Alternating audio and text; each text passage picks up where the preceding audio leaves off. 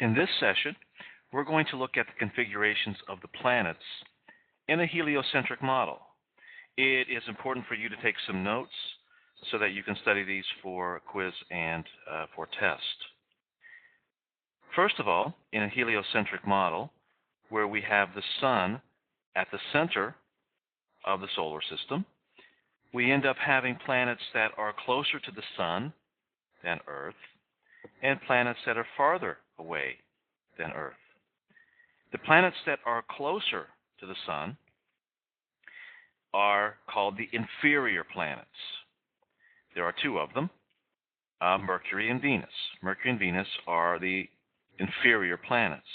And because of their orbits around the Sun, they appear always very close to it, and we have some descriptions for some important parts of those configurations where those planets can be. Here's a diagram showing Earth and Venus and Mercury.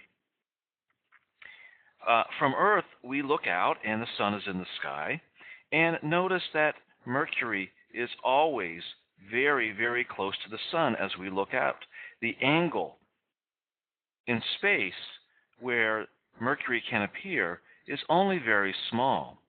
And because it's very small, Mercury is always very, very close to the Sun. On the other hand, Venus can be a little bit farther away from the Sun, but it too is always very close to the Sun, but when it is in the sky, it is very, very bright. In looking at these planets, there are some configurations that occur, and it's important to know the directions. And so I want to take a look at where the Earth is, and if we draw a line between the Earth and the Sun, this line represents south. The Sun is always somewhere in our south, southeast, southwest. At noon, it's directly south. So the line is a south line. So north, obviously, then is on the other side, and the Sun is never in our north for us. It's also nighttime, that other side, really.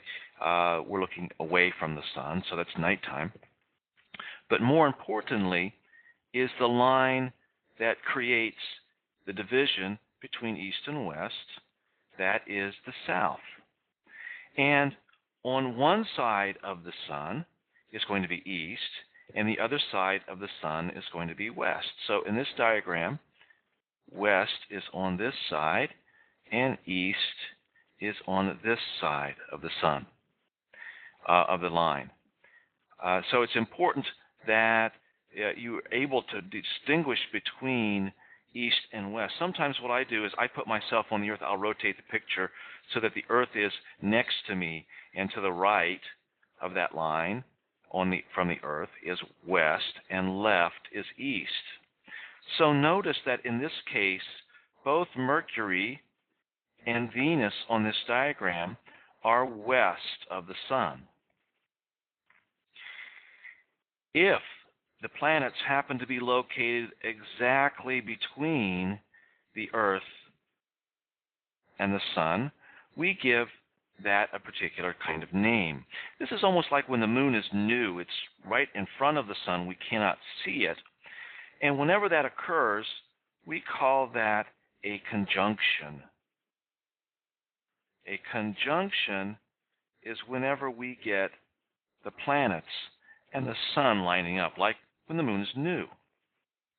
There's also another conjunction on this side of the Sun. So when the two planets are directly behind the Sun, again, we cannot see them. This is another conjunction. And we have to tell the difference between the two. The one when the planets are directly between the Earth and Sun, that conjunction is called inferior conjunction. And you might guess then that the configuration when the two planets are directly behind the Sun is called superior conjunction. Inferior conjunction and superior conjunction. That is when the planets are lined up directly with the sun. Inferior when they're between. Superior when they're on the other side of the sun. And notice when a planet is at inferior conjunction, it is going from the east side to the west side, and at superior, it's going from west to east. Two other positions that are significant, and that is, well, it's a geometric statement, but it's quite easy. It's really when the angle between the sun, the Earth, and the planet happens to be at its maximum. That occurs when the line is tangent to the orbit of the planet. So when the planet is here, again, when the planet's over here, Mercury. Same thing happens for Venus. So the line comes tangent, and also on the other side, it ends up being there. Notice these angles are sometimes called elongations. And we distinguish the elongations, or greatest elongation. When the angle is at its greatest, the greatest elongation, when it is west of the sun, it's obviously called greatest elongation west, and greatest elongation east on the other side. So greatest elongation east. When the planets are at elongation is typically when they are most easily seen. And the elongation, the greatest elongation for Mercury is very small, and for Venus it's much bigger. It's about 47 degrees for Venus when that occurs. When a planet is at its elongation, it appears in a specific part of the sky. When it is at greatest elongation east, this planet is visible in the evening in the western sky. It's east of the sun, or when you face sunset, east is back up to the left. So it's up above the sky, it's up to the left of the sun. It's visible right after sunset in the west. On the other side this is a morning appearance of the planet, and this occurs in the eastern sky. So when you're looking at sunrise or the sky is beginning to glow in the morning, the planet will be up and to the right of the sun above the horizon. So I try to use this east, the letter E, with evening. When a planet is in the east, it's an evening object visible in the western sky. When it is at conjunction, either superior or inferior, the planet is not visible to us because the sun is so bright. So when the planet is going from east of the sun to west of the sun, it's going from an evening appearance to a morning appearance.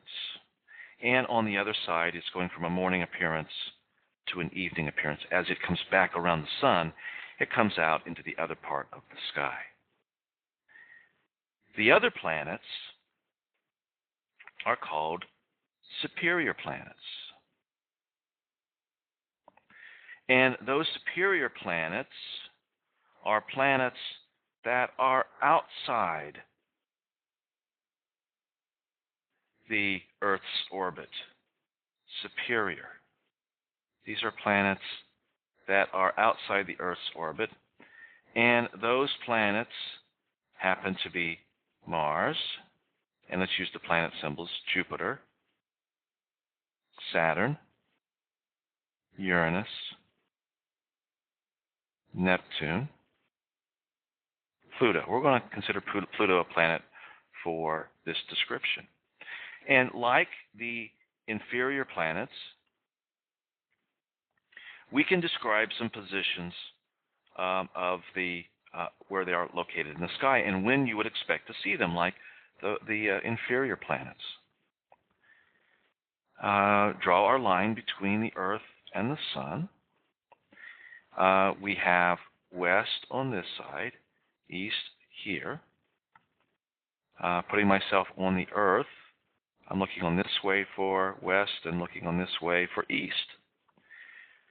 When a planet is lined up directly behind Earth, so that there is a Sun, Earth, planet, very similar to when the moon is full. It's on the opposite side of the sky from the sun. That's what the full moon is. And because it's opposite, this term is called opposition. Opposition goes with the word opposite. At opposition, the planet's in the sky all night long. It rises in the east at sunset, is in the south at midnight, and sets at sunrise. And this is when the planet is closest to Earth at opposition. And these superior planets, that is when they retrograde. As the Earth catches up and passes by, that's when those planets appear to move backwards. When the planet is behind the sun, we use the same word that we use when we talk about inferior planets, but we don't worry about whether it's superior or inferior because we only have one of them, and that is called a conjunction. And so when a planet is at conjunction, that planet is behind the sun and is not visible to us. The other two positions that are significant here is that when the sun, Earth, and planet angle make 90 degrees. There's one of these that's on the west side and one of these that's on the east side. And these two positions are called quadrature, like a quadrant. That's when you get 90 degrees, a quadrant. When algebra is 90 degrees. So we have a quadrature west, a west quadrature, and we have an east quadrature. So when the planet is at east quadrature, it's evening, just like the inferior planet, and it's visible right in the south. It's right up there 90 degrees away from the sun. So as the sun sets in the west, this planet is visible right up in the south because it's east of the sun. So facing sunset, you would look back up to the left in the south, and you would see the planet there. On the other side of the sun in west, you would look up in the morning. You would look at east in the sunrise and back up to the right west. To the right of the sun is west, so you would see the sun or the planet in the south at the quadrature west. So these positions are significant, and the opposition position is where the retrograde motion occurs. Please be prepared for a quiz on these terms. Given a diagram, identify east and west quadrature, conjunction, opposition, and for the inferior planets, be prepared to identify the two conjunctions, greatest elongation east and west, and where you would find them in the sky.